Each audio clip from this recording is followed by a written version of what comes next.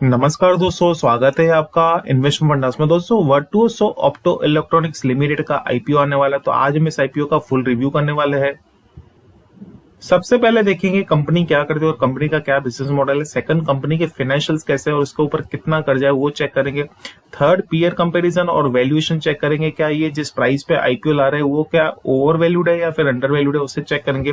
Fourth, IPO की details देखेंगे और लास्ट में हम लोग डिस्कस करने वाले हैं क्या हमें इसमें अप्लाई करना चाहिए या फिर अवॉइड करना चाहिए। तो आप शुरुआत से लेकर अंत तक इस वीडियो पे बने रहना। तो दोस्तों कंपनी की बात करूं तो कंपनी 2015 में एस्टैब्लिश हुई थी, तो ऑलमोस्ट 7 साल हो गए इस कंपनी को एस्टैब्लिश हुए। कंपनी का जो मैन्युफैक्चरिंग है वो है कंज्यूमर ड्यूरेबल आइटम्स का। तो कंपनी मैन्युफैक्चर करके अपने क्लाइंट्स को जो है कंज्यूमर ड्यूरेबल आइटम सप्लाई करती है। जैसे कि इनका अगर मैं मैन्युफैक्चरिंग की बात करूं तो एयर कंडीशन का मैन्युफैक्चरिंग है, सेकंड वाटर हीटर मैन्युफैक्चरिंग है, थर्ड एलईडी मैन्युफैक्चरिंग है और कंपनी जो है N95 मास्क का भी मैन्युफैक्चर करती है।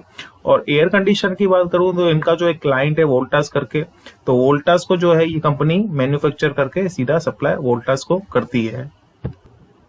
अभी दोस्तों अगर फाइनेंशियल्स की बात की जाए तो मार्च 2020 में जो कंपनी का रेवेन्यू था वो अराउंड 68 करोड़ के आसपास का था। और 2022 की बात करूं दोस्तों तो यहाँ पे इनका जो रेवेन्यू है वो अराउंड 200 करोड़ के आसपास का हो गया। तो आप देख रहे हो कि रेवेन्यू में कितना जंप हमें देखने को मिल रहा है। और वहीं दोस्तों अगर मैं जून क्वार्टर की बात करूं, सिर्फ 3 महीने के फिगर्स यहाँ पे दिए हुए, तो अप्रैल मई जून, तो 74 करोड़ उसका कंपनी का रेवेन्यू है। वहीं अगर आप इनका प्रॉफिट आफ्टर टैक्स देखोगे दोस्तों तो ये 1 करोड़ 40 लाख रुपए था मार्च 2020 में। अभी ये जो मार्च 2022 तक ये बढ़ के अराउंड 4 करोड़ के आसपास का हो गया। और जून में भी अगर आप इनका प्रॉफिट देखोगे तो 4 करोड़ के आसपास का है।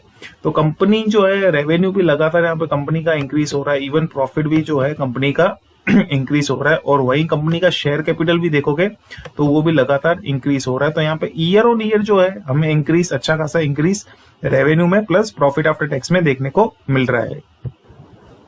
दोस्तों कंपनी के कर्जे की बात की जाए तो लॉन्ग टर्म बोरिंग्स यहाँ पे 32 करोड़ की और शॉर्ट टर्म बोरिंग्स तो 38 करोड़ की। तो टोटल अगर मैं बात करूं तो यहाँ पे टोटल 70 करोड़ के आसपास का कंपनी का कर्जा है। वहीं इनका जो शेयर कैपिटल है सिर्फ 25 करोड़ का। तो ये एक मुझे मेजर यहाँ पे कंसर्न देखने को मिल रहा है कि इनका कर्जा जो है वो काफी ज्यादा है as compared to share capital, और वो आगे जाके हो सकता है कहीं ना कहीं प्रॉब्लम क्रिएट कर सकता है, क्योंकि कंपनी को इंटरेस्ट ज्यादा पे करना पड़ेगा, उसकी वजह से उनका प्रॉफिट जो है आगे जाके कम हो सकता है। तो ये एक मेजर कंसर्न हमें देखने को यहाँ पे मिल रहा है।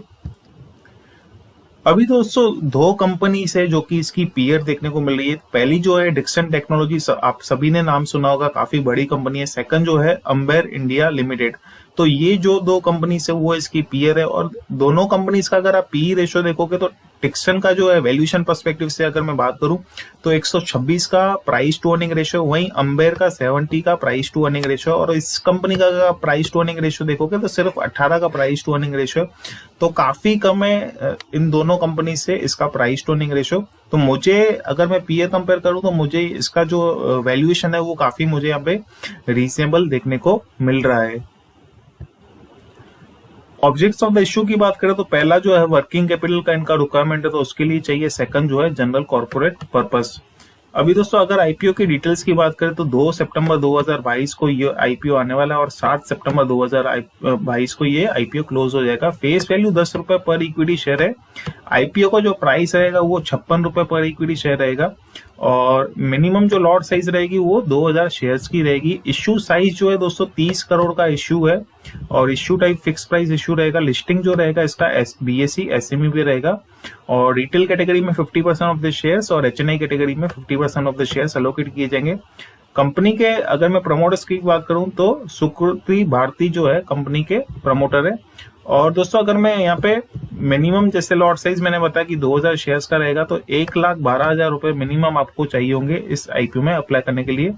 और प्रमोटर्स होल्डिंग की बात करूं तो आईपीओ आने के बाद जो प्रमोटर्स होल्डिंग रहेगी वो 73.51% की रहेगी। तो यहाँ पे एक majority of the holding promoters के पास रहेगी।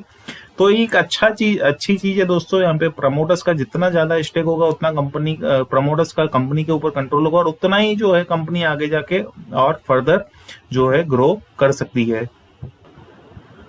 अभी दोस्तों अभी डिसाइड करते हैं कि इसमें आईपीओ में अप्लाई करना चाहिए नहीं। तो मैं पहला एक रिस्क आपको बता देता हूं कि इस कंपनी के ऊपर कर्जा काफी ज्यादा है, तो वो आप एक रिस्क को कंसीडर करना।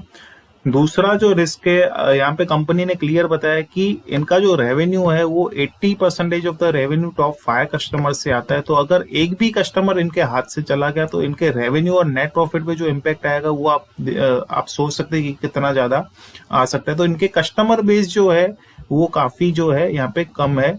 तो ये दोस्तों छोटी कंपनीज के जो आईपीओ होते हैं उसमें ये रिस्क तो आपको लगातार रहेंगे ही।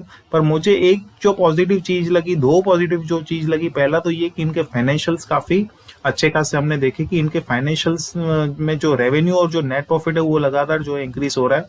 सेकंडली जो मैंने प्रमोटर्स होल्डिंग आपको बताया था कि एक मेजोरिटी ऑफ द स्टेक अभी भी प्रमोटर्स के पास रहेगा। तो ये दो पॉजिटिव चीजें मुझे इस आईपीओ में लग रही है। और कंपनी जो है जो कंपनी के अच्छे खासे क्लाइंट्स है जैसे कि वोल्टास है, रिलायंस है, इसके अलावा और भी कुछ क्लाइंट्स है जो कि रेप्यूटेड क्लाइंट्स है। तो क्लाइंट बेस भी कंपनी का अच्छा खासा है। तो लेकिन रिस्क जो मैंने बताया कि कंपनी का जो क्लाइंट है, कस्टमर्स है, वो काफी कम है। तो ओवरऑल मुझे जो इस आईपीओ में अगर आप लिस्टिंग गेन के लिए अप्लाई करना चाहते हो तो आप जरूर इसमें कर सकते हो। लॉन्ग टर्म पर्सपेक्टिव से तो मैं आपको नहीं बोलूंगा होल्ड करने के लिए, लेकिन लिस्टिंग गेन के लिए, लिस्टिंग गेन पर्सपेक्टिव से आप इसमें अप्लाई कर सकते हैं। सेकंडली, अगर आपके पास 10 लाख के ऊपर का कैपिटल है और अगर आप एग्रेसिव एक इन्वेस्टर हो या एग्रेसिव अगर आप बाइंग करना चाहते हो रिस्क लेके, तो आप इस आईपीओ में जरूर आप अप्लाई कर सकते हैं।